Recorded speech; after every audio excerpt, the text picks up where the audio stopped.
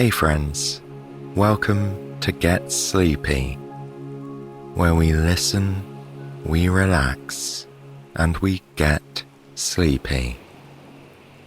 I'm your host, Thomas, and it's so lovely to have you here. Thanks for joining me for this very special episode, a long-length stitch of a series of stories set in various cities, where we see the world through the eyes of some of their sweet animal residents. They are all written by Jessica and read by Simon, and you can listen along in carefree comfort, knowing that Simon's voice will be by your side for a number of hours to come. Usually, these extended stitched episodes are exclusive to our supporters that listen on the Get Sleepy Premium feed. We have dozens of these long-length episodes on Premium, so if you enjoy listening to tonight's, then why not give Get Sleepy Premium a try? The first 7 days of your subscription are free of charge, and you can cancel any time. Everything is completely ad-free, and you'll have access to well over 750 full-length episodes, including all of our weekly bonus episodes that you can only hear on Get Sleepy Premium. To find out more and give Premium a try, go to getsleepy.com/support or just follow the link in the show notes. Thank you so much, my friends. So, let's get ready to listen along tonight by spending a few minutes settling down and easing into rest. Close your eyes if you haven't already done so, and just roll your shoulders back 2 or 3 times, pressing their weight into the mattress below.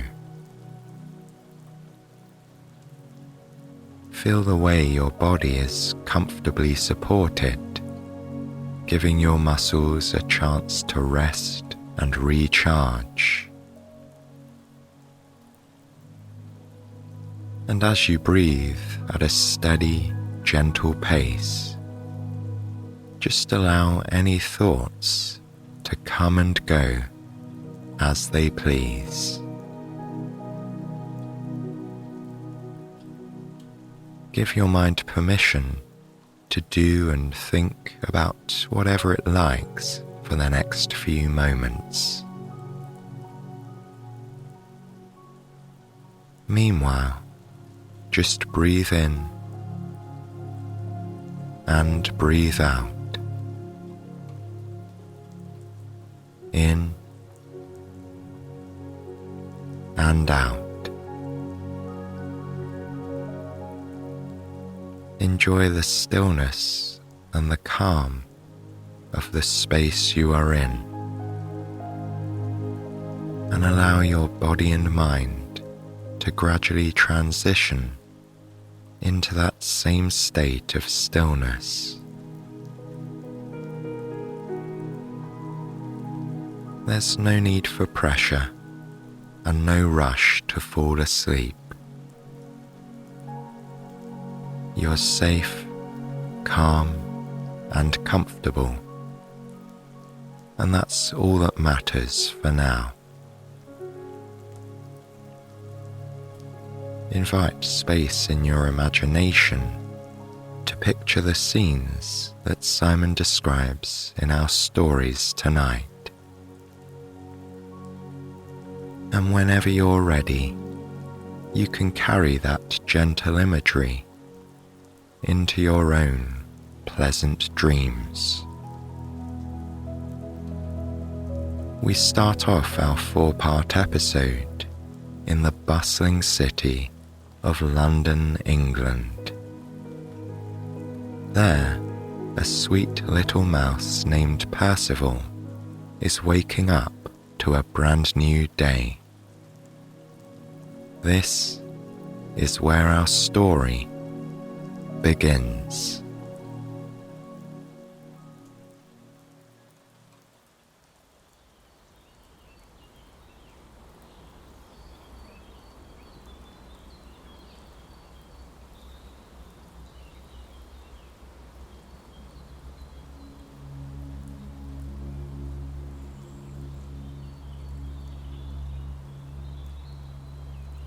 It is a misty London morning. The sun is just starting to peep over the horizon. Percival cracks open his eye, stretches his tail, and sits up with a big yawn. Percival is a very small mouse in a very big city, and that is just the way he likes it. There is no one to tell him what to do, or where to go, or even where he should sleep at night. So, every night, Percival finds a different sleep spot for himself. And every morning, he wakes up somewhere new and exciting. This morning, Percival wakes up in Hyde Park, underneath a statue of a boy. The boy is blowing a horn, and all around him, tiny fairies and animals are gathered to listen to his tune. There is a small sign at the bottom of the statue. Percival reads it. The boy is a character from a children's book. His name is Peter Pan. He is a magical boy who never grows up and lives in a fantastic place called Neverland. Neverland seems like an interesting place to visit, Percival thinks to himself. But there's so much to do in London, he's not sure if he'll have time to make the trip. Percival scurries through the park. It's already busy. Joggers are running in loops. Parents are pushing babies in prams. And all the neighborhood dogs are out for their morning walk. He heads for the Italian Gardens in a secluded corner at the edge of the park. Here, there are 4 enormous marble fountains. Percival sighs and closes his eyes a moment, listening to the peaceful ripple and bubble of the water. Then he opens his eyes and chooses the splashiest fountain of all to dive into. Perfect for his morning bath. Feeling clean and refreshed, Percival is ready to start his day. In a city as hustling and bustling as London, every day is an adventure. But today is especially exciting for Percival.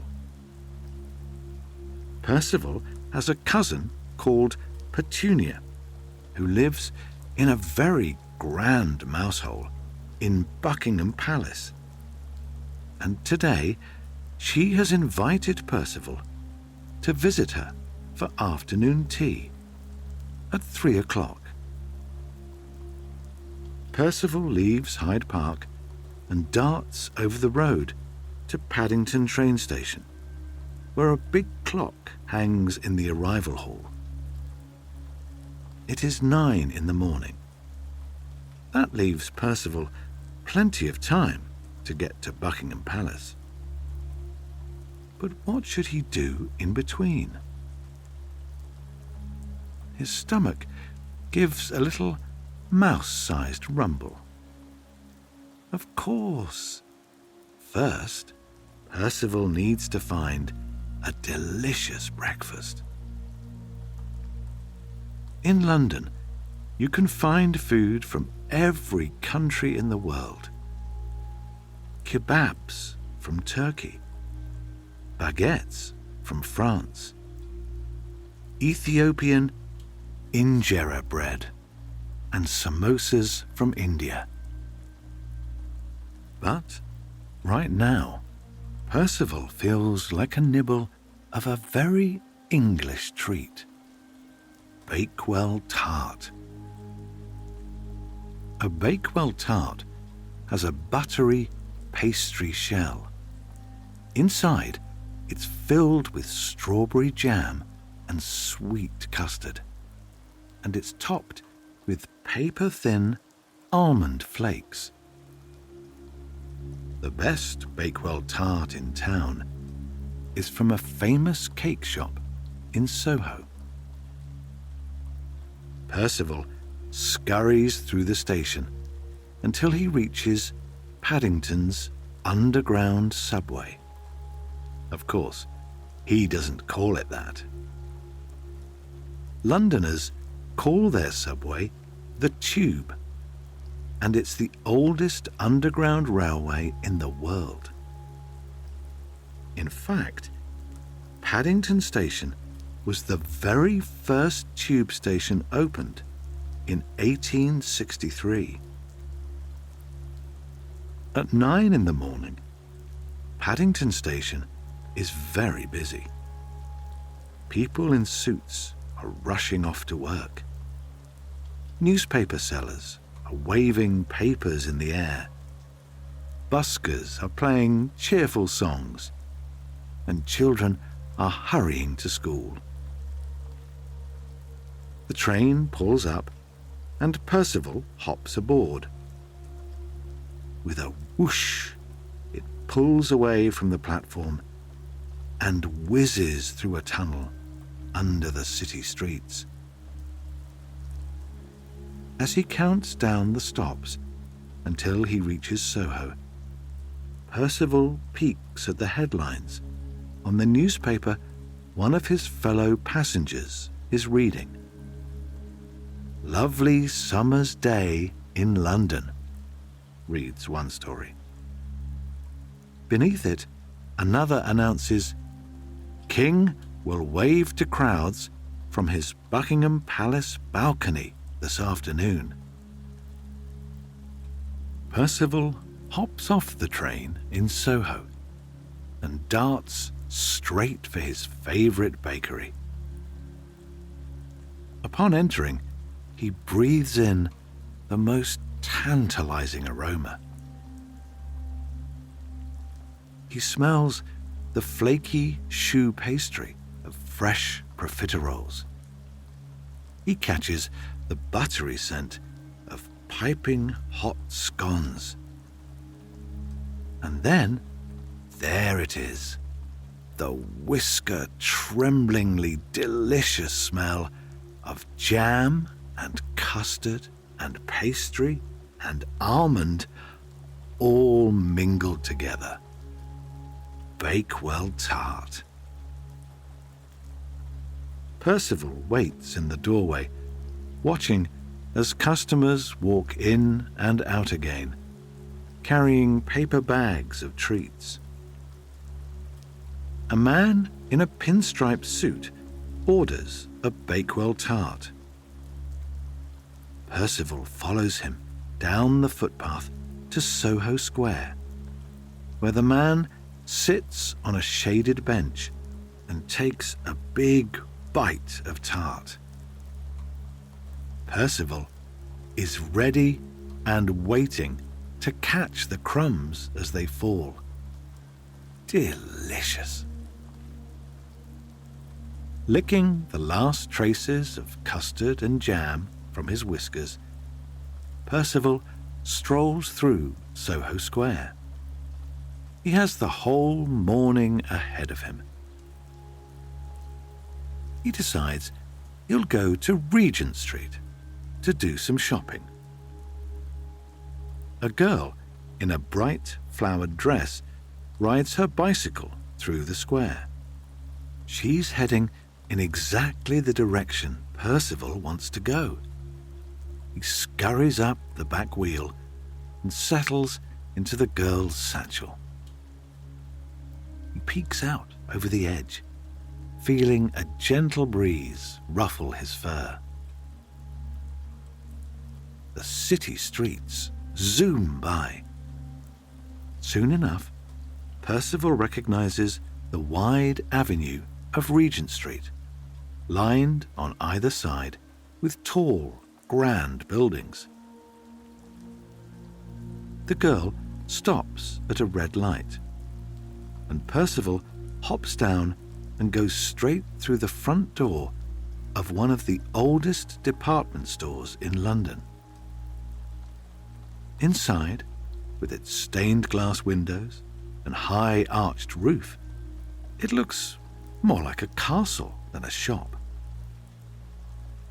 First, Percival walks through the clothing department, swishing past racks of skirts and trousers and scarves. In the chinaware section, he clambers over porcelain teacups and saucers, and his paws make a tinkling sound against the china. In homewares, he nestles up between squashy cushions and soft pillows. He sighs with contentment. Percival is so comfortable, he nearly closes his eyes and drifts off to sleep. He must spend the night sleeping in this linen department soon, he thinks. Finally, he heads up the stairs to the top floor and his very favorite part of the store, stationery. Here, across old oak tables, notebooks are piled high. Percival takes a deep sniff. He loves the fresh, creamy smell of new paper. There are cabinets, too, filled with dozens of teeny tiny drawers. Inside each drawer, a beautiful fountain pen. And, stacked in a pyramid, are pots of ink in every colour. Percival admires shimmering deep blue ink, midnight black ink, mossy green ink, and crimson red ink. Very carefully, he dips one paw into an inkwell and, at the back of a notebook, leaves a tiny paw print in bright purple ink. He laughs to himself, wondering who will buy the notebook and how surprised they'll be when they find a mouse's paw print on the very last page. At the counter stands a family, 2 parents and 2 children. The son has chosen a shiny new notebook. The daughter, a pen that writes with glittering blue ink. As their purchases are wrapped in tissue paper, Percival overhears them discussing where they'll go next. 221B Baker Street, the home of the famous fictional detective Sherlock Holmes. Percival would quite like to visit Sherlock Holmes' house, he decides. So he climbs up the counter and leaps into the bag as the shop assistant hands it to the daughter. In this manner, the family leave the shop, the daughter swinging the bag between her fingers, and make their way to 221B Baker Street, taking Percival the field mouse with them. Inside 221B Baker Street, Percival leaps out of the carrier bag and marvels at the apartment he finds himself in. It feels like he has stepped backward through time. The room is lined with shelves filled with leather-bound books. A fire crackles in the fireplace, and an old-fashioned roll-top desk is covered with all the tools Sherlock used to solve his cases. A chemistry set with a beaker of strange liquid bubbling over a Bunsen burner. An abacus, sheets of paper covered in complicated mathematical calculations, invisible ink, encyclopedias on topics from Scottish wildflowers to oceanography, and of course, the long-stemmed pipe that Sherlock used to puff on when he was thinking through a case. Percival especially loves the wing-backed red velvet armchair by the fire. This was where Sherlock used to sit and explain how he solved yet another case with the words, "Elementary, my dear Watson." Percival waits till no one else is watching, then leaps up into the chair. It is wonderfully soft and warm here. Before he can stop it, a wide yawn escapes him. But he can't go to sleep yet, tempting as it is. He has an important appointment at Buckingham Palace this afternoon. He hasn't forgotten.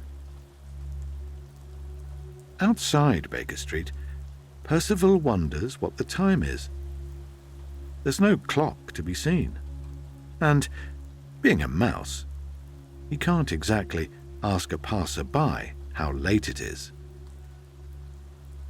Luckily, Percival knows just where to find the biggest and best clock in all of London. A red double-decker bus stops at the station just outside Baker Street, and Percival dashes on. He climbs the steps to the top deck, naturally. Every Londoner knows that's where the best views are to be found. Through the window, he sees brick houses with chimneys sprouting out of their roofs, oak trees with green leaves, and churches with stained glass windows. At last, as the bus approaches his stop, Percival sees the clock. Big Ben. Big Ben is the name given to the clock tower at Westminster Palace, home of the British government. It's a very impressive tower, nearly 100 meters tall. For a human to reach the top, they'd need to climb up 334 steps. Percival thinks about how many more steps a mouse like he would have to take. On the outside of the tower is an enormous clock, and inside the tower are 5 gigantic bells. Every 60 minutes, the bells ring out, loud and clear, telling all of London that another hour has passed. Percival looks at the time. It's nearly noon. The bus stops, and he scurries off. He is just in time to do one of his favorite things. He darts through the crowd of people gathered to watch Big Ben ring the hour, and runs to the base of the clock tower. He snuggles up, nice and close to the sun-warmed stone, and waits until it sounds.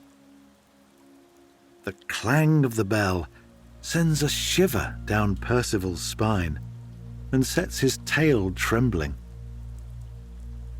But there's no time to stand around admiring the tall clock tower. Percival has places to go and mice to see. He never comes over to this side of town without visiting one of his favorite London attractions, Trafalgar Square. He scurries up Parliament Street, stopping to nod his head at 10 Downing Street, the house with the shiny black door. The Prime Minister of Britain and his family live behind that black door. And so does Poppy, another one of Percival's many, many field mouse cousins. Percival thinks to himself that he must go and visit Poppy sometime. He's heard that the carpets of Downing Street are always spread with delicious crumbs from the scones and sandwiches the Prime Minister and others eat at afternoon tea time. Trafalgar Square is surrounded by busy roads. Cars and buses and taxis whiz to and fro. Percival doesn't dare cross the street by himself. Instead, he leaps into the pocket of a parking inspector. After the parking inspector crosses the street, Percival leaps down again. Now he is in Trafalgar Square. At the centre of the square is a tall statue called Nelson's Column, named after Horatio Nelson, one of the most famous captains in the British Navy. At the base of the statue are 4 more statues, 4 grand-looking copper lions with flowing manes. Percival's grandma once told him an interesting story about these lions. They may look like statues, she told him, but really they are the magical protectors of the whole city of London. If the city or its people are ever in danger, Big Ben will chime 13 times, and the lions will come to life to protect every Londoner. Percival nods hello to the lions as he passes them. He says hello too to all the pigeons who flock to the square. People come from all over London to Trafalgar Square to feed the pigeons delicious scraps, sometimes even fish and chips. A friendly pigeon offers to share a tasty chip with Percival, but Percival has a better idea. His next stop will be Borough Market. Percival wanders down to the banks of the Thames, the grand, wide river that flows through central London. He breathes in the fresh river air and lets the sunshine warm his whiskers. It is the perfect afternoon for a ride on the ferry. With a gentle chugging sound, the ferry splashes and sploshes down the river. Percival looks up just as the ferry passes beneath the Millennium Bridge, a shiny modern bridge that glints in the sun. Next, the ferry passes Tower Bridge, an old stone bridge that has stood for centuries. Next to the bridge is the famous Tower of London. Kings and queens used to imprison people there in the olden days. Luckily, now the tower is a museum where the crown jewels are kept safe. Percival went to visit them once. They were beautiful. His favourite was the sceptre, a tall gold wand topped with a glittering diamond that has been used at the coronation of every king and queen of Britain since 1661. Percival daydreams about the shiny jewels all the way to the market. The Borough Market is filled with stalls selling food from across the globe. But there's only one stall Percival is interested in: McClintock's Cheesemongers. Mr. McClintock smiles when he sees Percival and flicks a juicy chunk of cheddar cheese in Percival's direction. Percival gobbles it up and wipes the crumbs from his whiskers. A family of white mice are nibbling on a rind of brie. They wave hello to Percival, and Percival waves back. But he can't stop and chat. He's just seen the time. Nearly 3 in the afternoon. He has to get to Buckingham Palace. Luckily, he knows the best way to get there. He sneaks onto a London tour bus and, making sure none of the tourists can see him, finds a spot right by the driver. He peers out the window. He sees the dome of St. Paul's Cathedral, the giant Ferris wheel called the London Eye, and the shiny new buildings in the city centre. He hears an opera singer practicing an aria from inside the marble halls of the Royal Opera House, and he smells the sweet scent of the rose bushes in Kensington Gardens. The bus dings. Next stop, Buckingham Palace. Percival hops off and darts down onto the street. Here he is at last. The palace lies behind a tall, wrought iron fence. Dotted along the fence are small, covered shelters, just wide enough for a person to stand in, known as guardhouses. Inside each of these houses stands a palace guard, wearing a bright red jacket and a tall, furry hat. Percival thinks the guards look quite funny, but the guards themselves are very serious. Percival knows that even if he pulls a silly face or sings a ridiculous song or scampers up a guard's trouser leg, their serious expression will stay firmly in place. Just as he's beginning to wonder how he'll get past the guards and the fence, he hears a familiar squeak and spies Petunia waving to him on the other side of the fence. She points to a tiny mouse hole at the back of a guardhouse. Percival scurries through and soon finds himself in the palace gardens. Petunia is so glad to see him. Together, the two mice scamper past perfectly manicured hedges, bright flower beds filled with daffodils and bluebells and hollyhocks, and a gold and marble fountain, spraying gently bubbling jets of water. They dart through another secret mouse hole, and there they are, inside the palace. Percival can't believe how marvellous Buckingham Palace is.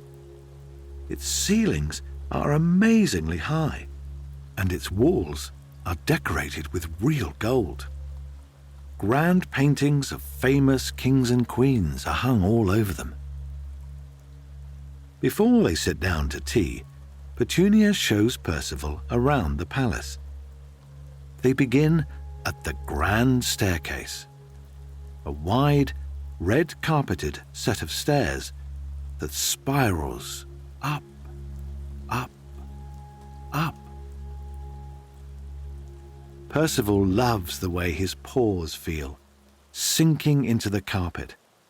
He has never walked on such soft carpet before.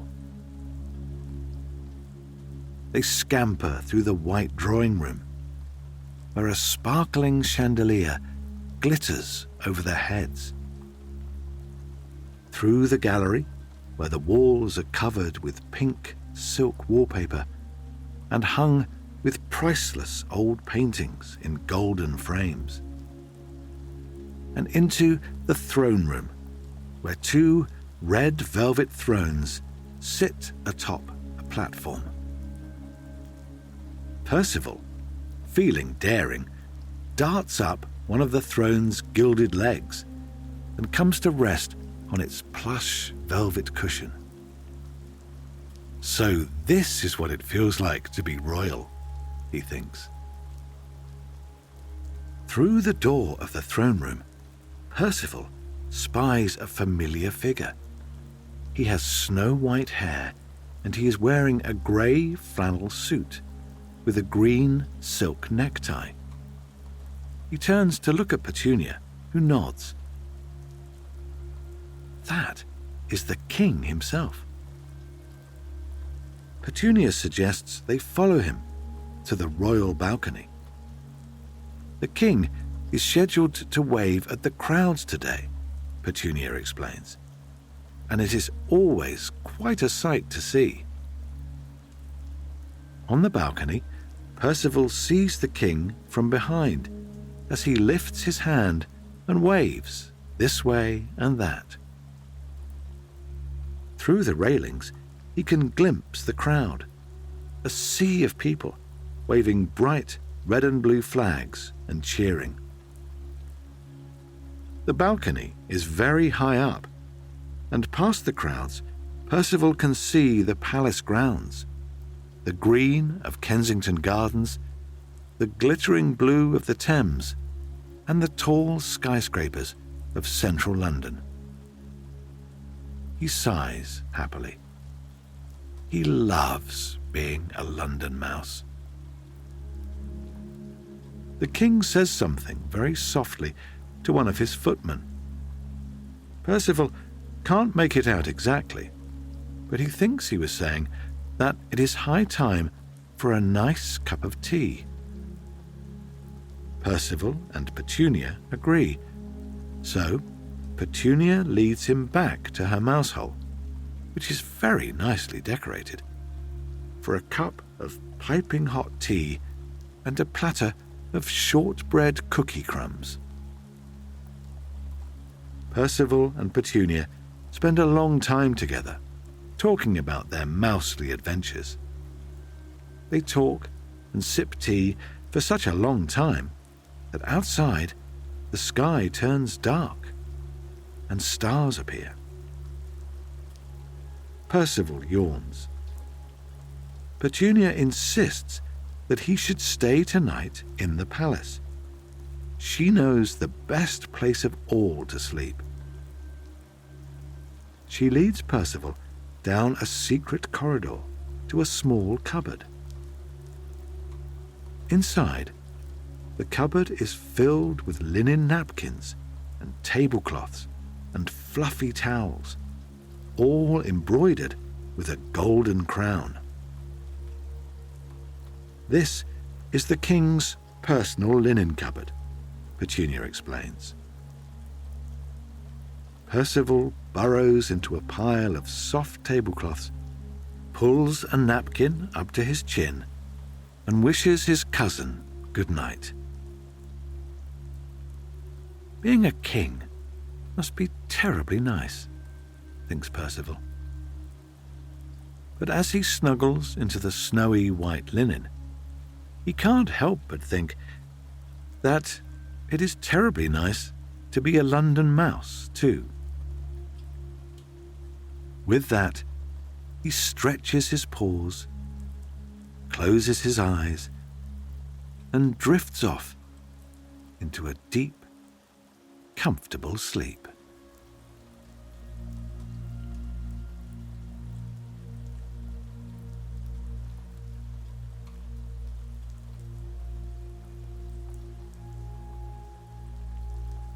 It's a crisp Paris morning at the beginning of autumn.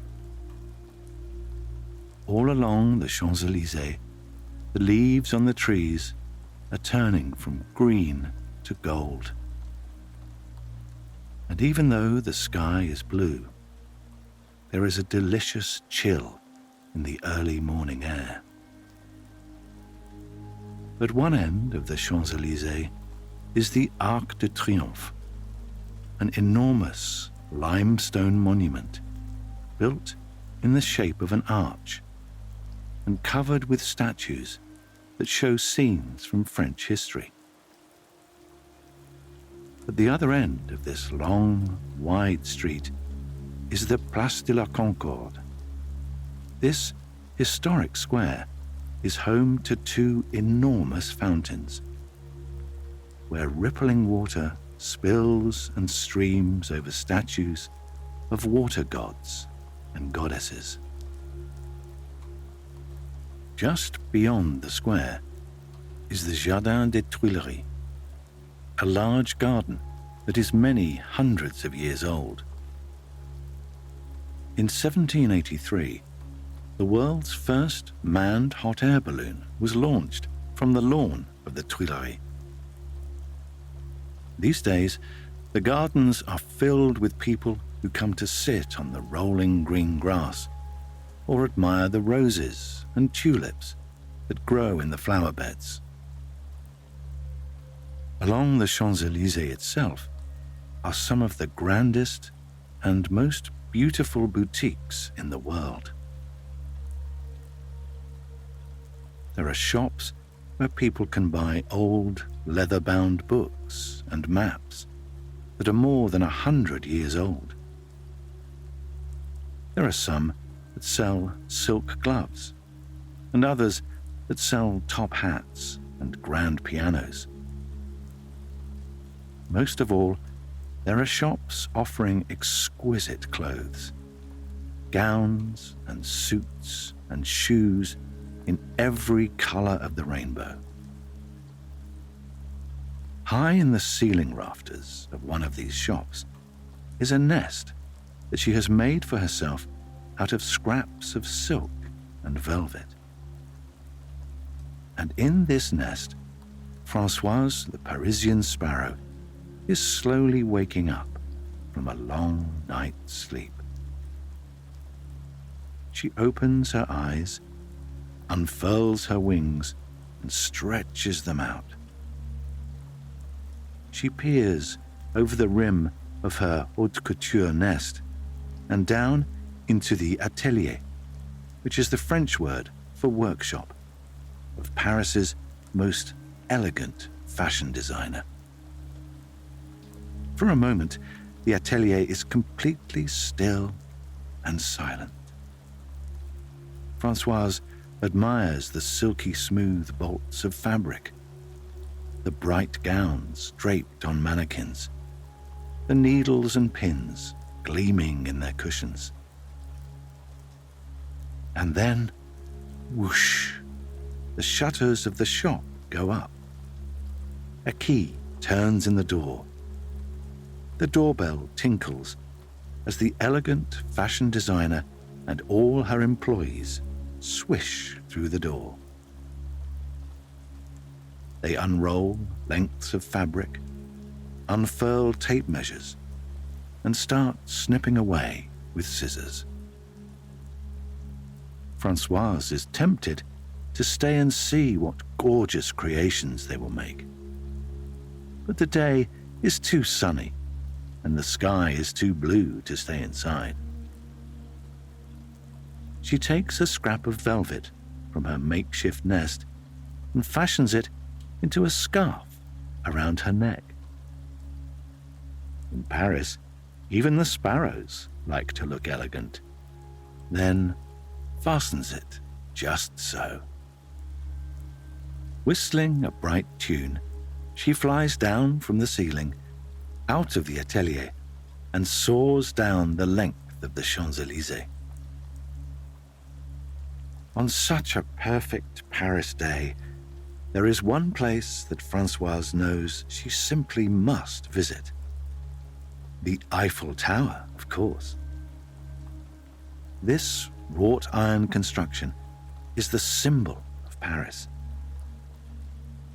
It was built between 1887 and 1889, and at the time It was the tallest structure in the world. People came from far and wide to admire it, as they still do today. As Françoise flies towards the tower, she sees a small crowd of tourists has already gathered at its base. She flies low. She loves to see the smiles on the tourists' faces as they peer up at the impressive tower. Some tourists are buying tickets that will let them take the elevator up to the viewing platform, close to the tower's top. This is one of the best places in Paris to see a panoramic view of the city. One of the best places, but not the best place. That is a secret known only to sparrows. Françoise is on her way there now. She flies up, spinning and twirling, past the first level of the Eiffel Tower, past the second level, past the viewing platform on the third level, where a group of tourists is pointing and snapping their cameras. Up, up, up, until she reaches the tower's very top and perches there. All of Paris spreads out beneath her like a beautiful, colourful patchwork. Below the slowly drifting clouds, she sees the grand, wide boulevards of the city centre. Rows upon rows of elegant stone apartment buildings with slate roofs, with clusters of old-fashioned chimneys sprouting from them. She sees the bright twinkle of the glass pyramid that stands outside the Louvre, the emerald green lawns of the Parc des Buttes-Chaumont, the red, white and blue stripes of the French flag flying over the Palais Bourbon, where the French government meets. She feels the wind swirling around her, hears the hum of traffic and the zoom of airplanes high in the sky, and smells all the scents of Paris in the fall. Roasting chestnuts and coffee and perfume and freshly baked baguette. Freshly baked baguette. All of a sudden, Françoise's sparrow's stomach begins to rumble. Perhaps it's time for an early lunch. She swoops down from the Eiffel Tower and flies low over the city. Cool, sunny days like today are perfect for picnicking. As she flies over the banks of the Canal Saint-Martin, Françoise sees Parisians unfolding checked picnic blankets and laying them with bread, gooey French cheese, sliced tomatoes, crunchy radishes, and bottles of sparkling water. Now, Françoise is really hungry. Luckily, she knows of a street market just around the corner from here. She flies down a narrow cobblestone alley, crowded with market stalls. Each stall displays its produce. Françoise flies over pyramids of pale green cabbage, piles of potatoes, and barrels filled with juicy apples. She sees baskets heaped with blueberries and raspberries, delicate gold chanterelle mushrooms, and glossy plums. She lingers over a stall selling fresh croissants, pain au chocolat, and escargot, a swirly, snail-shaped pastry filled with custard and raisins. Finally, she makes her selection: a scrap of creamy brie from the cheesemonger, some baguette crumbs from the bakery, and for dessert, a bright red cherry. With her feast gathered in her claws, Françoise flies back to the canal. She makes straight for her favorite tree, a plane tree with broad branches, just perfect for a sparrow-sized picnic. As she nibbles her way through the still warm baguette, the ooey gooey cheese, and the juicy cherry, she watches the canal boats gliding up and down the river and listens to the rhythmic swish of the water. She hears the strains of an accordion and flies to find where the music is coming from. In a small square, a busker sits, squeezing his accordion back and forth. He is singing one of Françoise's favorite songs, La Vie en Rose, made famous by the Parisian singer Edith Piaf. Françoise especially loves Edith Piaf because the not very tall singer was nicknamed the Little Sparrow. This song is all about seeing life through rose-colored glasses, appreciating all the happiness that life has to offer. Françoise lands on the ground by the busker's cab, which is filled with gleaming euro coins, and hops back and forth on her dainty feet in time to the music. When the busker finishes, the small crowd that has gathered around him applauds, and he gives Françoise a knowing wink. Then he picks up his cap, packs up his accordion, and walks away. He's off on his next adventure, and so is Françoise.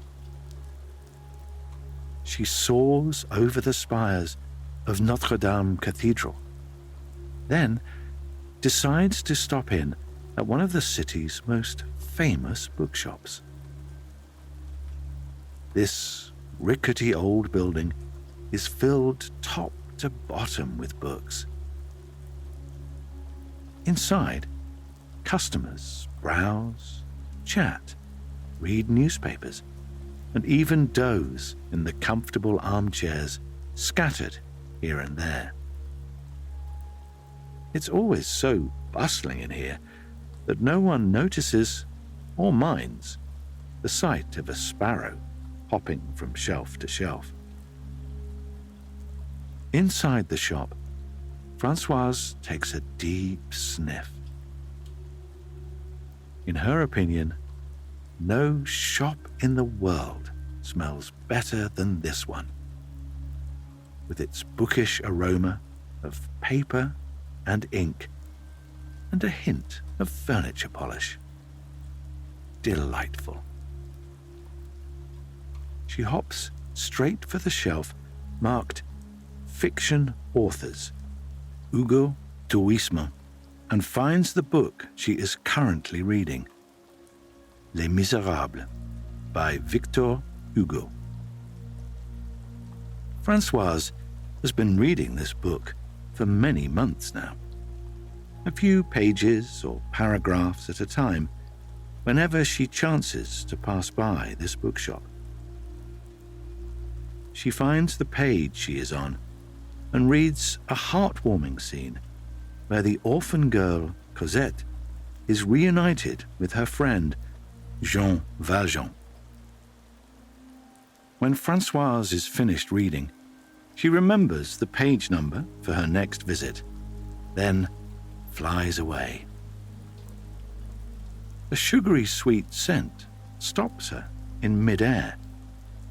Françoise isn't very hungry after her lunch. She wouldn't mind the smallest nibble of something sweet.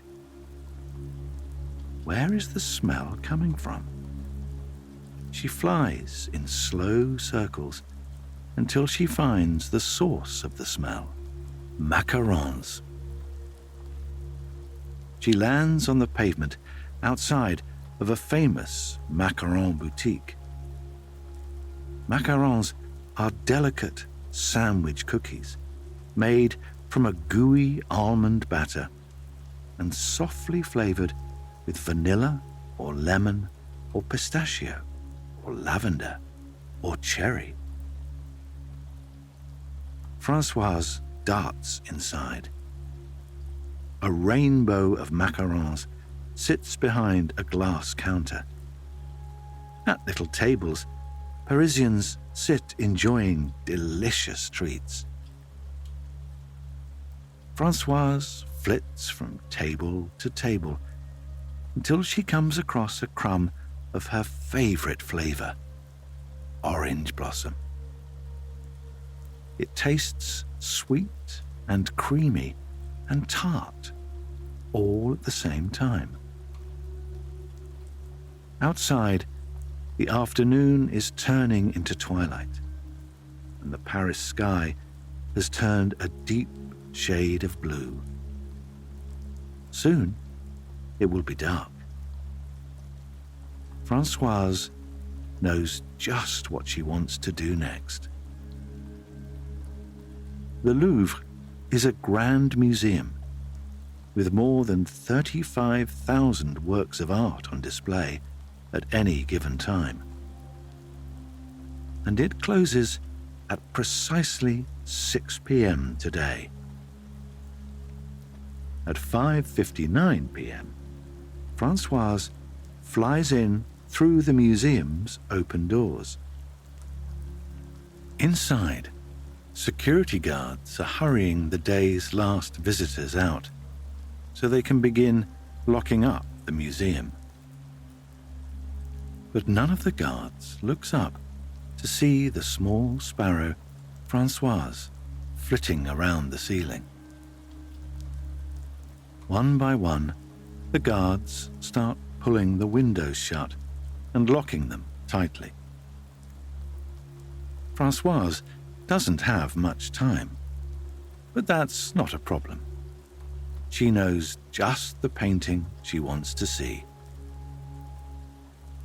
She flies straight to the Salle des États, the largest room in the gallery. This is where Leonardo da Vinci's painting of the Mona Lisa hangs. During the day, it is difficult to see the Mona Lisa. So many people are crowded around the famous work of art. But after the Louvre closes, that isn't a problem. Françoise flies right up to the painting. In the foreground is a seated woman with a mysterious smile.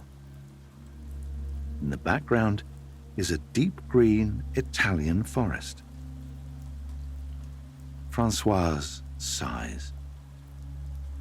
The painting is just as beautiful as some of her Sparrow friends have told her. They also told her a rumor. There is an interesting optical illusion in this painting. No matter where you are in relation to it, the Mona Lisa's smiling eyes appear to look directly at you. Françoise flies to the right. The Mona Lisa looks at her. She flies to the left. The Mona Lisa still looks at her. Incredible. She would like to stay for longer, but she hears the footsteps of a guard approaching. She soars up to the top level of the gallery, finds a window that is still unlocked, and flies out into the Paris night. It is properly dark now, and all of Paris is glittering with light. The Opera House and the Louvre are illuminated. Across the dark waters of the Seine, the river that runs through the city, all the bridges are lit up and glowing. The Eiffel Tower shimmers with dazzling lights. No wonder Paris is called the City of Light, thinks Françoise. And in fact, Paris has had this nickname for centuries, ever since it became the first European city to install gas lighting along its streets. Françoise follows the glittering lights all the way to the Latin Quarter, where narrow cobbled streets are lined with bistros and cafes.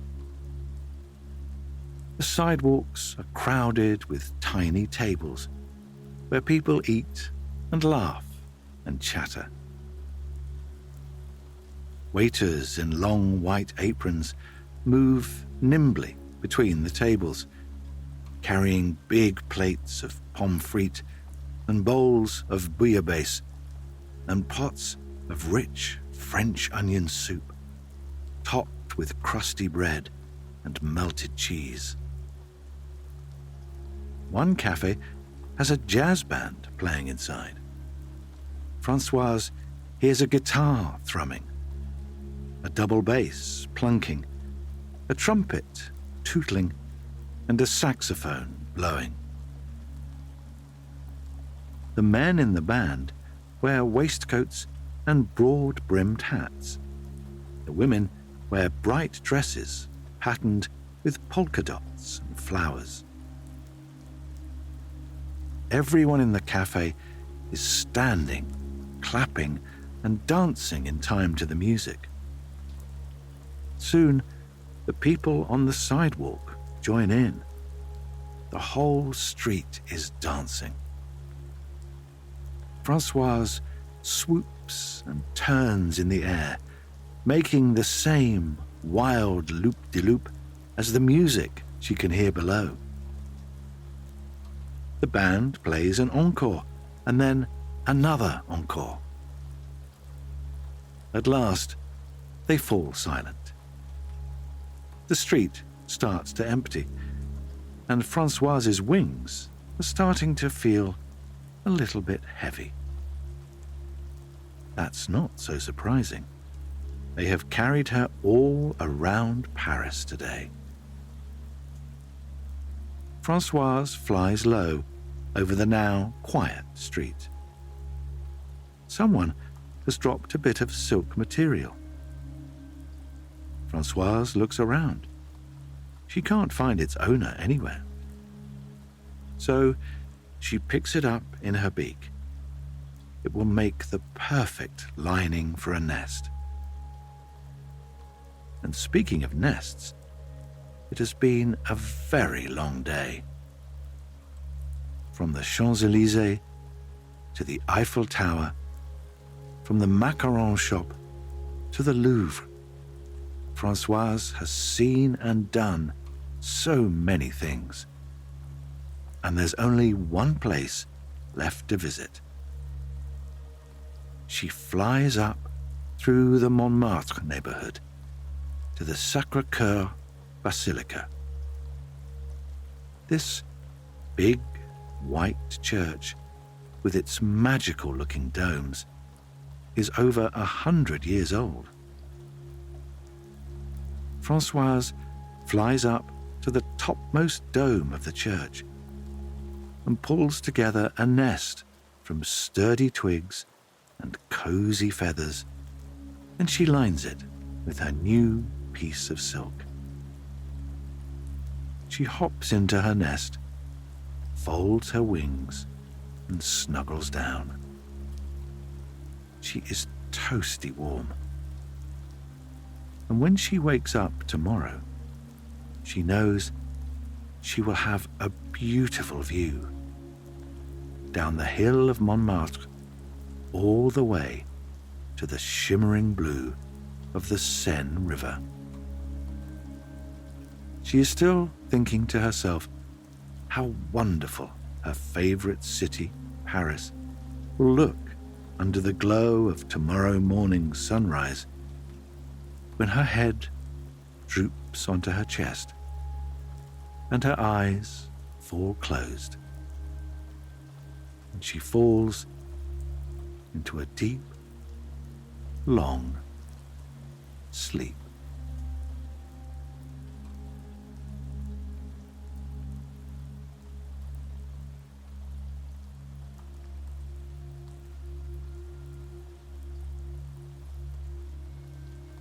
It's early morning on a pleasant spring day in Istanbul.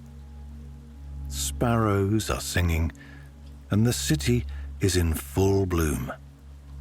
The branches of the city's ergovan trees are heavy with big pink blossoms. Purple wisteria sprouts on the crumbling walls of the old city, and in the public spaces, from Yildiz Park to Taksim Square, the flower beds are bright with unfolding tulips. Mehmet, the cat, doesn't see any of this. He is snoozing, cozy and comfortable, curled up into a ball on a pile of kilim rugs. It is very dark and quiet in the Grand Bazaar, the historic covered market, where Mehmet is sleeping. But it won't stay that way for long. There are footsteps, the creak of a heavy, centuries-old wooden door slowly opening. A shaft of golden sunlight shines through the dark. Mehmet stirs and blinks one eye, slowly open. He sees the stallholders coming into the bazaar to start their day. He hears the squeak of windows opening and the whir of a coffee grinder a few stalls over. He smells the rich, delicious scent of fresh ground coffee beans. He uncurls from his sleeping position, stands up, and does an enormous stretch from the tips of his ears all the way down his spine, right to the bottom of his padded feet. He springs down from the pile of rugs, but only after he has used his tail to swipe away any stray cat hairs he shed in the night. He is sure the owner of the stall wouldn't be pleased to find marmalade-coloured hair on his antique woolen rugs. Mehmet wants to stretch his legs. Luckily, there is plenty of space in the Grand Bazaar. This market hall is large and maze-like, with more than 60 covered lanes, lined either side with stalls. There are over 4,000 stalls, in fact, and the merchants of Istanbul have been selling everything from gleaming gold jewelry and fine rugs to fragrant apple tea and tasty spices here for 500 years. Mehmet goes from stall to stall, stopping here and there to admire anything especially interesting. He pauses briefly at a spice stall, where powdered spices are held in copper barrels and heaped into enormous pyramids. Sweet cinnamon, bright yellow saffron and orange turmeric. He stretches his neck back to admire a stall hung all over with brightly painted glass lanterns. He watches as a merchant unrolls carpet after carpet in a kaleidoscope of colour and pattern. He stops to sniff the air outside a stall that sells perfume oils in large glass jars. He smells rose and amber and aniseed. Delicious. Then there is a low growl. Mehmet looks around to see where it's coming from. It's not from the stallholder nearby, who is sitting down to a Turkish breakfast of tea, salty sheep's cheese, warm fresh bread, and sweet cherry jam. And it's not from the dog sitting under the table, munching on a tasty chicken kebab he has pilfered from one of the food stalls in the market. No, the growling is coming from Mehmet's own belly. It's time for breakfast. There are so many options here. A charcoal-grilled shish kebab, a flaky pastry filled with cheese or spinach, a fresh simit roll sprinkled with delicious sesame seeds. But there's only one thing that he's hankering after: fresh fish. Licking his whiskers with anticipation, Mehmet slinks out the front door of the Grand Bazaar. He winds his way onto the cobbled streets of old Istanbul and heads downhill. He goes past the slate-grey domes of a mosque and through a bustling port to where the Galata Bridge stretches over the Bosporus Strait. The Bosporus is wider than a river, narrower than a sea. This waterway divides the continent of Europe from that of Asia. Right now, Mehmet is standing on the European side of the strait. If he stood on his tiptoes and looked across to the other side, he would see Asia. But just this minute, Mehmet is more concerned with breakfast than geography. All along the Galata Bridge, hundreds of people lean fishing rods against the railings, like a thick forest of long trees, thinks Mehmet.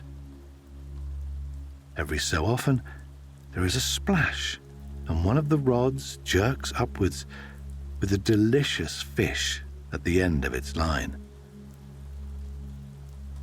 But even more scrumptious than freshly caught river fish is balik ekmek, a fish sandwich made on one of the famous boats that floats in the strait. After the fishermen on these boats catch a fish, they slap it immediately onto the steaming grill that hisses and smokes at the center of the boat. Once the fish is cooked just right, one of the boatmen places it on a roll of crusty white bread, squeezes juicy lemon over it, and wraps it in paper to pass to the eager customers waiting on the shore. Mehmet slinks over to his favorite boat, and the chef behind the grill winks when he catches sight of the marmalade cat. He tosses a sandwich in his direction, and Mehmet gobbles it up. He loves the flaky white fish and the crumbs that collect on his whiskers. Next, Mehmet walks into the historic district of Sultanahmet. He stops to clean his whiskers and freshen his paws in the marble fountains of the square. Before him, he sees the massive domes and minarets, which are a type of long, narrow turret of the Blue Mosque. It's one of the most important buildings in the city. The mosque's outside walls are covered in beautiful, hand-painted blue tiles. It is this blue color that gives the mosque its name. Mehmet decides to pay a visit. He walks right by the security guard and the line of people waiting to pray or simply admire the wonderful architecture inside the mosque. Jumping a line may not be acceptable for a person, but it's fine for a cat in Istanbul. Cats have been welcome and looked after in the city for ages. They originally helped protect grain stores and wooden houses from rats, and now they're free to roam anywhere.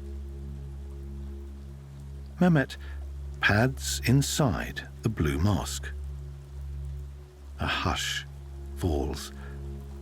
All the noise of the bustling city streets, cars and trucks rumbling and honking, buskers playing traditional music on drums and zithers, flower sellers crying out to passers-by, melts away. Mehmet's paws sink into the thick, patterned carpets. He looks around. He has been here before, of course, but the intricately tiled walls and wide marble columns are still breathtaking. Best of all, though, is the ceiling. Mehmet finds a cozy nook, curls into the thick carpet, and turns his neck upwards. The domed ceilings are studded with stained glass windows that let in rays of bright, rainbow-tinged sunlight. Wide, twinkling chandeliers are hung overhead, and the ceilings are painted with intricate patterns in every shade of blue. Mehmet feels his whole body relax as he gazes up at the ceiling. His spine uncurls, his tail loosens, his legs and belly sink deeper and deeper into the carpet. He lets his chin rest on his neatly folded front paws. A long, low purr escapes him. Mehmet could stay here, curled up on the plush carpet, all day. But Istanbul is a big city, filled with wonderful things to do. And right now, an idea is floating through Mehmet's mind.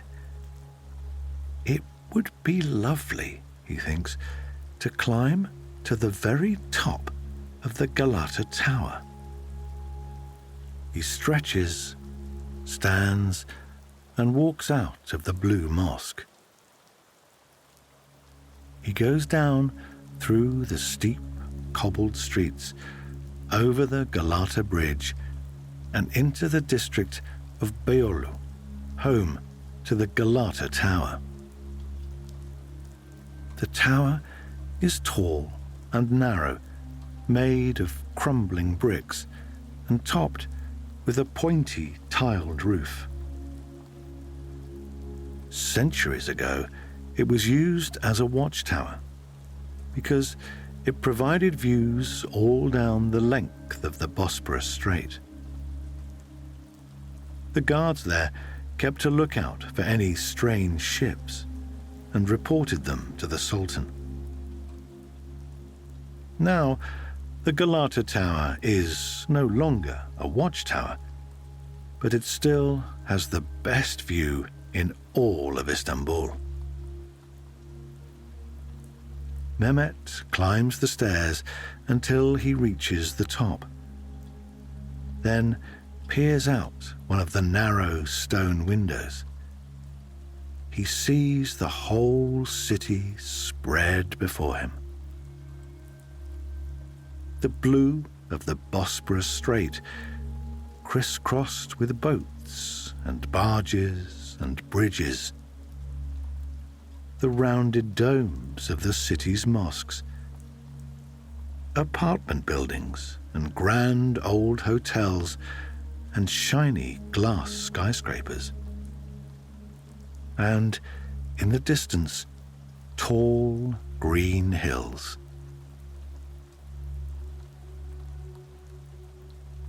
Coming down from the tower again, Mehmet makes his way up his favorite street in the whole city.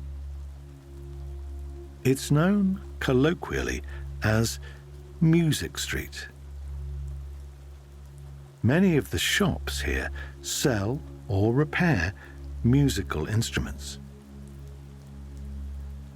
Mehmet sees guitars and keyboards and drums. He notices all kinds of traditional Turkish instruments too.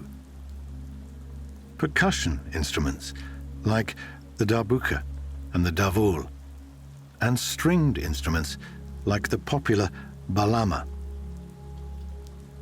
Enchanting strains of music drift out from the separate shops and meet in the air outside. Mehmet can't help but sway his tail in time to the music as he walks to the small square at the top of the street. Here, he springs up onto a bench and, still listening to the music, he lets his eyes close. He is doing what cats in Istanbul do best, having an afternoon sunbathe. He stretches out on the sun-warmed stone, lets his tail flop to one side, and drifts into something almost like sleep. He lies like this for a long time, until the sweet scent of sugar tickles his nostrils. Feeling rested, he climbs down from his bench and saunters to one of the busiest shopping streets in all of Istanbul.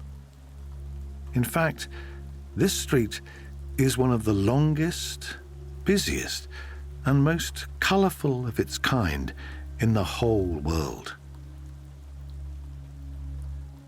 The wide, cobbled road is lined with elegant buildings, housing shops and restaurants, cafes and cinemas, flower stalls and coffee bars, where coffee is made the Turkish way, cooked in a small metal pot on a stove until it becomes foamy and creamy.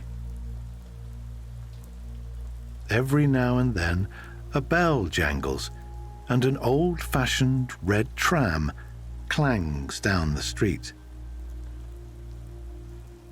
There is one spot on this bustling road that Mehmet is particularly keen to visit, a famous patisserie that specializes in Turkish sweets. Behind the glass counter, Mehmet sees bowls of sütlaç, a milky rice pudding sweetened with cinnamon, and plates of lokma, crispy fried dough in sugar syrup, and every flavor of baklava, a sweet made from layers of pastry and crushed nuts covered in honey. A kindly waiter slips him a slice of honey-drenched baklava. It tastes so good, it sends shivers down Mehmet's spine. Back outside the patisserie, Mehmet sees the day is drawing to a close.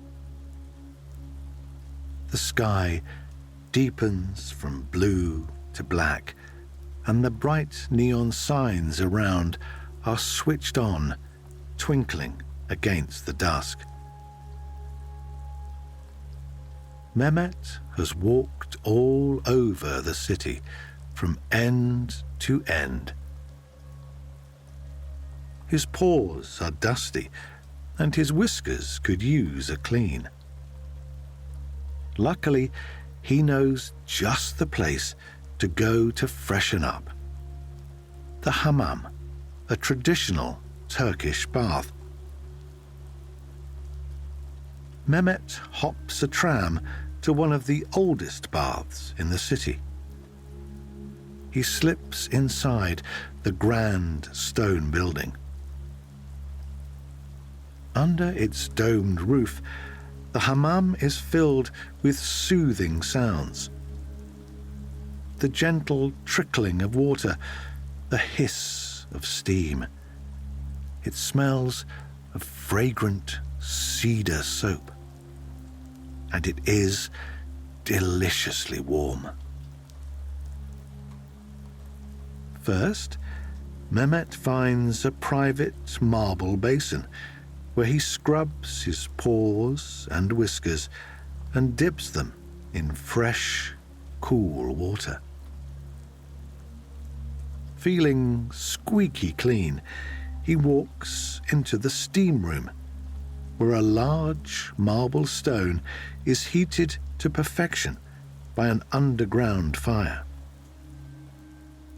Mehmet lays out on a traditional linen towel known as a pestamal, and feels the heat of the marble soaking into his body. It warms his paws and his ears and spreads across his fur. Next, the heat creeps into his muscles and loosens them one by one. At last, he feels the warmth spreading through his bones. Mehmet has never felt so relaxed. Slowly, after a very long time, he uncurls himself, neatly folds his towel, and leaves through the tea house, where fellow bathers sit enjoying glasses of warm apple tea. The night air is refreshing after the heat of the baths, and the streets are busy and filled with music. But Mehmet is tired after his long day. He needs somewhere quiet to rest. Tonight, he decides, he will sleep like a sultan. He makes his way to the district of Fatih, where, overlooking the Bosporus, the Topkapi Palace stands. In the olden days, this is where Turkey's ruler, the Sultan, lived with his family all the noblemen and women of his court, and all the other people of the palace. Scribes, chefs, advisors, fortune-tellers, astronomers, poets, and more. From the outside, this 500-year-old palace is an imposing structure of high, turreted walls and heavy gates. On the inside, though, it is something else entirely. Here, the walls are covered with hand-painted tiles depicting tulips and boats and sacred symbols and all manner of other things. Every tile is so detailed, Mehmet could spend hours looking at each of them. The ceilings are gilded and carved with detailed patterns. Being inside the palace is like being inside a beautiful jewelry box. The palace is designed as a series of courtyards.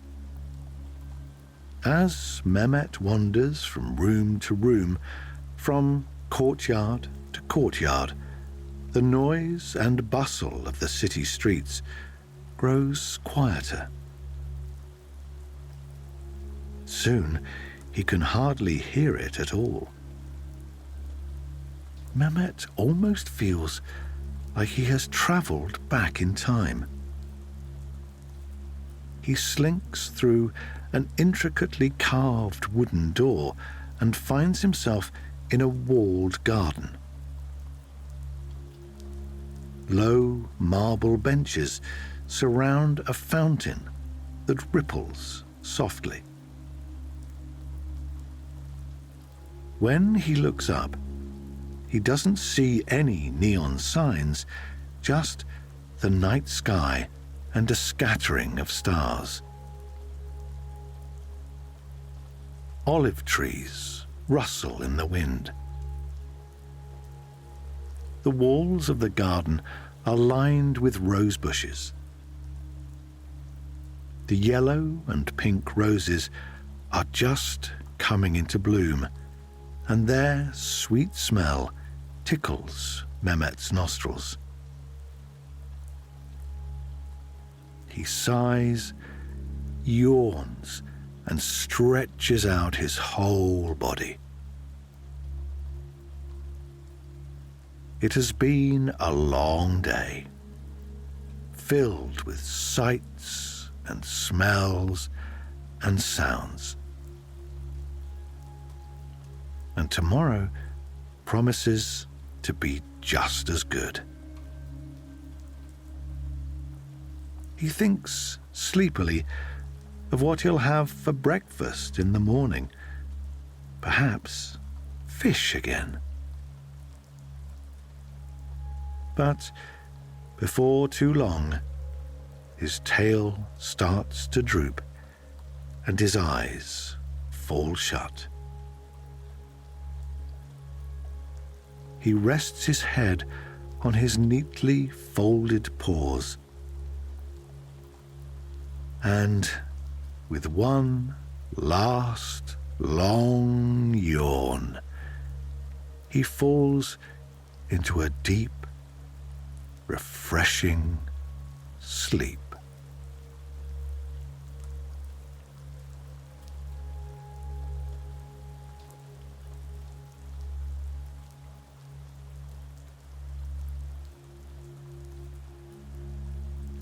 It is a warm summer morning in Rome, and the sun has just peeked over the horizon. The leaves of the city's chestnut trees sway in a gentle breeze. The sparrows and birds that live in their branches are roused from sleep and start to sing their twittering morning song. And in one of the archways of Rome's famous Colosseum, A red fox who goes by the name of Leonardo is stretched out and snoozing. As the sun warms his fur and the sound of birds singing fills his ears, he slowly opens one eye and looks around. The sky is blue and the sun is shining. What a wonderful day to be a Roman fox. Leonardo rises up onto all four paws and walks out into the middle of the Colosseum, where he does a great big stretch from the tip of his nose to the end of his tail. The Colosseum is one of the oldest buildings in the city. It is an amphitheatre, which means it is a big open-air stage, surrounded by stone walls, decorated with arches and columns. These walls also contain 4 levels of seating. It was built during the reign of the Emperor Vespasian from enormous blocks of light-coloured travertine limestone. Construction started between the years 70 and 72 CE. The citizens of ancient Rome visited the Colosseum to watch soldiers, known as gladiators, battle against one another. Luckily, it has been thousands of years since any gladiators fought in the Colosseum. These days, it is visited by tourists who want to admire the ancient architecture and artists who love the way the stone reflects the light, especially at sunrise and sunset. And it's visited too by the occasional fox. The sun has risen now, and soon the Colosseum will be filled with tourists carrying guidebooks and cameras. Leonardo takes a deep breath. He admires the crisp shadows the arches of the Colosseum cast on the ground and enjoys the warmth of the sun on his fur. Then, from deep in his belly, comes a long, low rumble. It's time for breakfast. And there's no better place in Rome for breakfast than the Nuovo Mercato Esquilino, at least in Leonardo's opinion. The Esquilino market is in a bustling hall, right by the Termini rail station, the biggest of its kind in all the city. Outside the market hall, vendors sell big bunches of flowers. Inside, stall holders sell freshly baked bread, fruits and vegetables, cheeses and sliced meats. At the fishmongers, crabs and eels swim in barrels of water. A waft of fresh espresso sets Leonardo's tail trembling. His mouth starts to water when he walks past the stall where a kindly Roman nonna, or grandmother, is shaping fresh parcels of ravioli pasta. And his tongue starts hanging out when he walks past the stall selling piping hot trapezzini, triangular pockets of pizza dough stuffed with everything from baked eggplant to parsley pesto. But what Leonardo really wants is supli, cheese and rice balls. He goes to the stall at the center of the market where Angelo is busy at work behind a sizzling pan. He shapes rice into bite-sized morsels, stuffs them full of delicious mozzarella cheese, then fries them until the rice is steaming and the cheese, at its center, is long and stringy. Angelo winks at Leonardo when he sees him then tosses him some soupli fresh from the pan. It tastes delicious, warm and filling and cheesy and salty. When Leonardo finishes his breakfast, he feels thirsty, so he wanders out to the nearest piazza to take a cool drink of water from a fountain. It's decorated with a statue of marble water nymphs.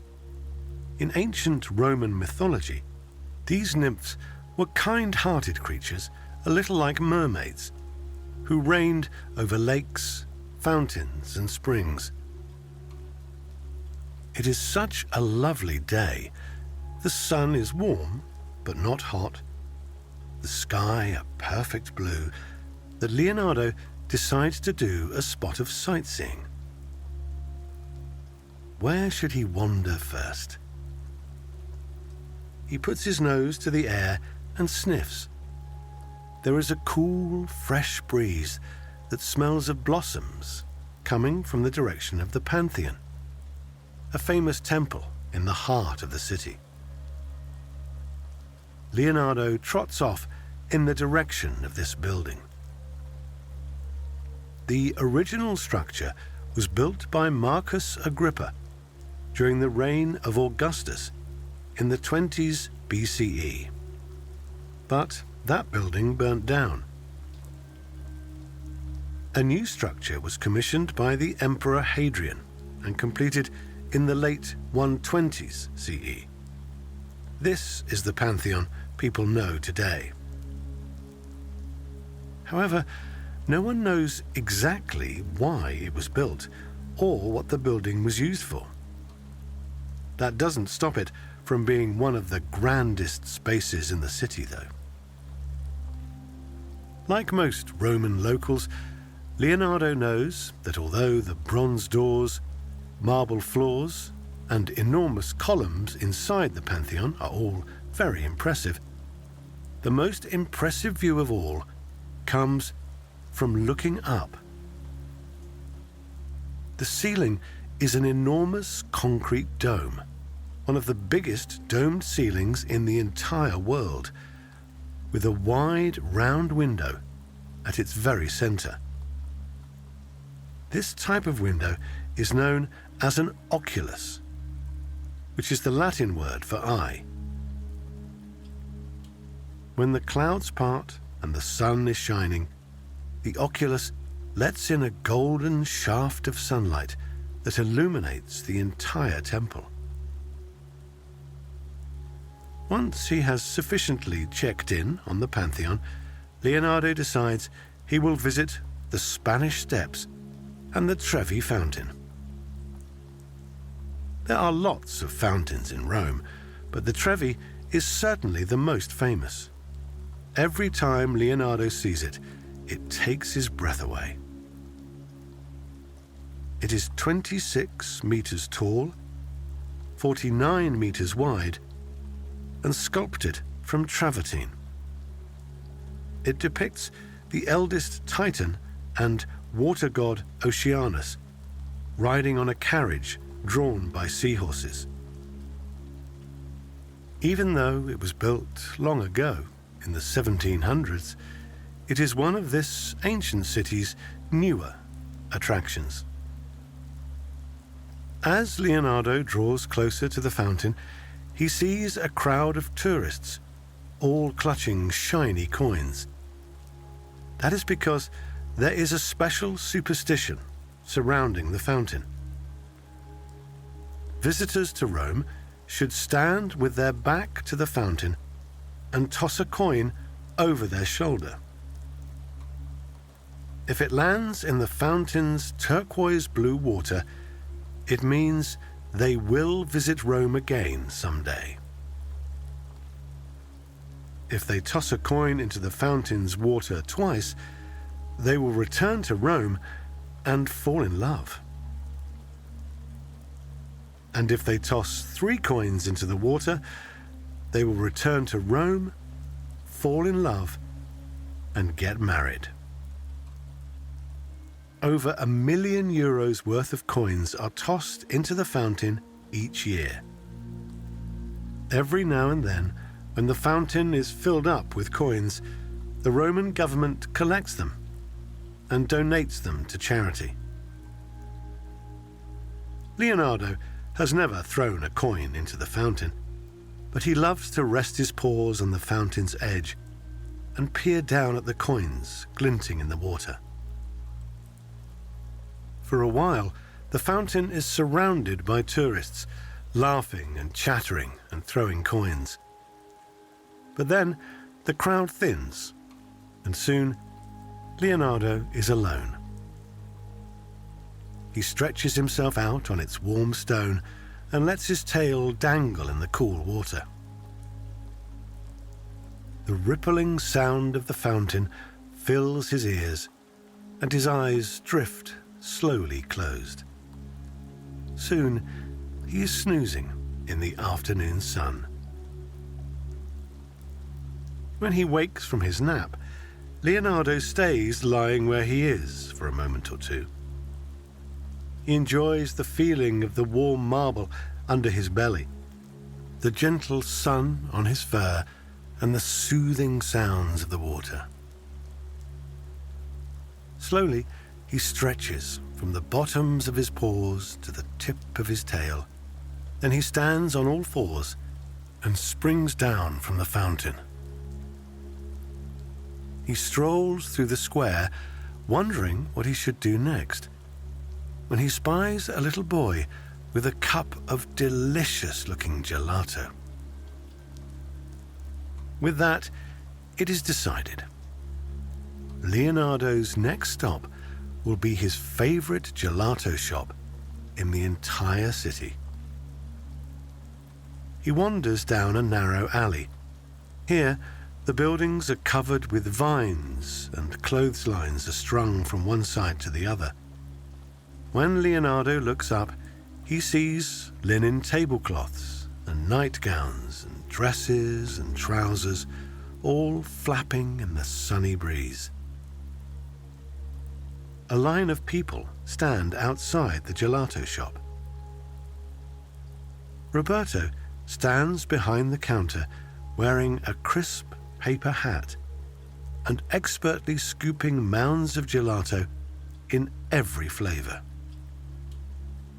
Pistachio, chocolate, raspberry, hazelnut, and stracciatella, a milky vanilla with flakes of dark chocolate. Roberto winks when he sees Leonardo and gestures to a side door. This is the entrance to the kitchen, where Roberto's wife, Giulietta, is hard at work mixing the gelato flavors. She is busy cracking pistachio nuts from their shells when she sees Leonardo.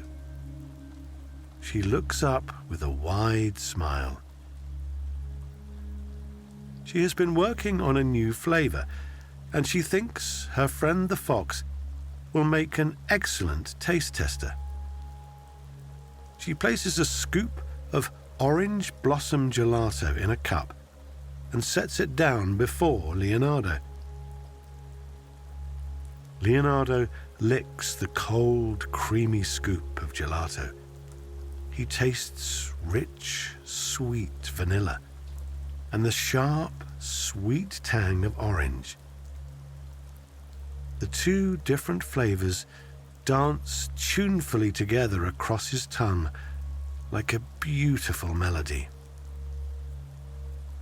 He gives Giulietta a big, foxy grin. Her new flavor is delicious, and in no time at all, he has finished his refreshing scoop. Stomach filled with the excellent treat, Leonardo decides to walk up into the hills around the city to enjoy some afternoon shade.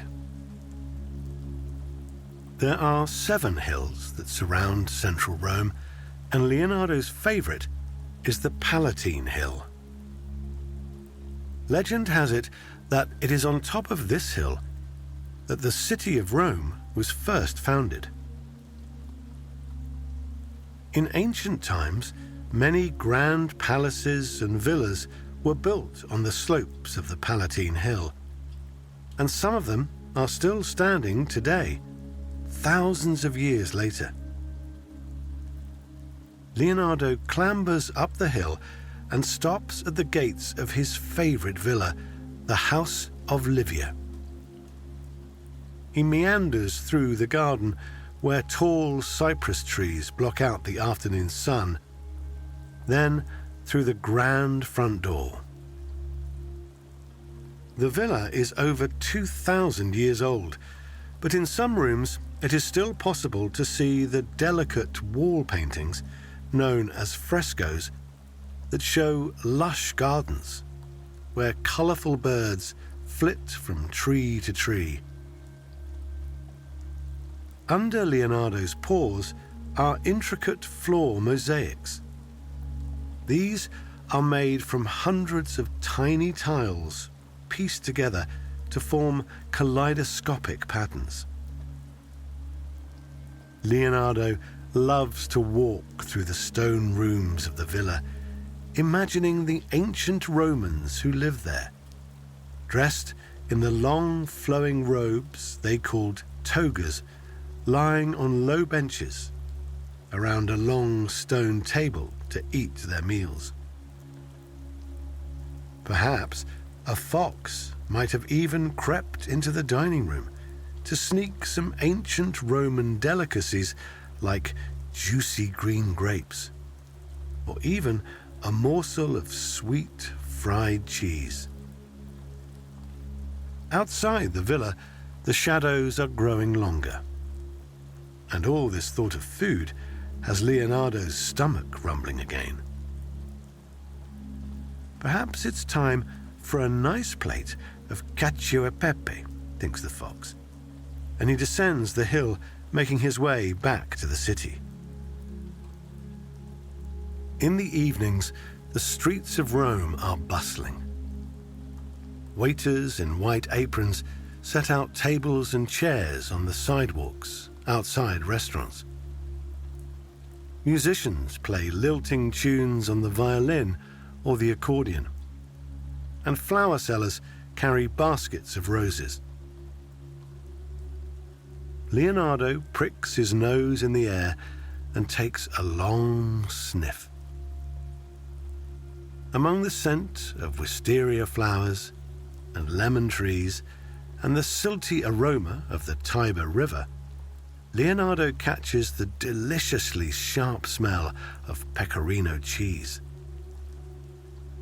He follows the smell through the winding streets, through the tangled legs of restaurant tables, between potted plants and flower beds, until he finds himself at the door of Umberto's restaurant. Like always, he makes his way to the back door and pokes his snout into the kitchen. Here, Umberto is humming as pasta boils in a pot. He drains the long strands of pasta, grates a fluffy cloud of pecorino cheese, and cracks fresh pepper. With a splash of pasta water, he mixes all the ingredients together, then, with a twirl of his fork, arranges a mound of pasta on a plate. When he sees Leonardo, he smiles. He twirls his fork again, then sets a plate of fresh cacio e pepe right outside the kitchen door for Leonardo. Strand by strand, Leonardo eats the delicious cheesy pasta, perfectly seasoned with black pepper. As he licks his plate clean, he listens to the sound of musicians performing in the street. The song they are singing is called Volare. It's about a man who dreams of flying in a painted blue sky. Leonardo thinks a painted blue sky sounds very nice indeed. And he knows just where to find the finest painted sky in the city. He trots through the busy alleyways until he reaches a quiet part of Rome, where grand buildings line wide streets. A fountain ripples quietly in the middle of a grand square. He walks up to the heavy wooden doors of the Sistine Chapel. This centuries-old church has a beautiful marble floor and an impressive altarpiece. But this is not what Leonardo is here to see. He curls up on the floor and gazes up at the ceiling. Every inch of it is beautifully painted. When he looks up, he can see delicate angels with feathered wings and shining gold halos, olive trees with silvery leaves, and blue skies with drifting clouds in shades of white and pink and gold. Everywhere he looks, he finds a new detail to admire: a perfectly painted hand or a bright bird, hidden in the boughs of a painted tree. Michelangelo, the artist who painted the chapel, took 4 years to complete his work, and did some of the painting while lying on his back. It must have been rather uncomfortable, thinks Leonardo, although lying down doesn't seem such a bad idea. It has been a long day. Along one wall, he finds a soft velvet cushion. He sinks down onto the cushion, folds his paws beneath his head, and gazes up one more time at the marvelous ceiling. But his eyes are feeling heavy, and he can't keep them open very long. Soon, he falls into a deep, deep sleep. Here, in the beautiful city of Rome.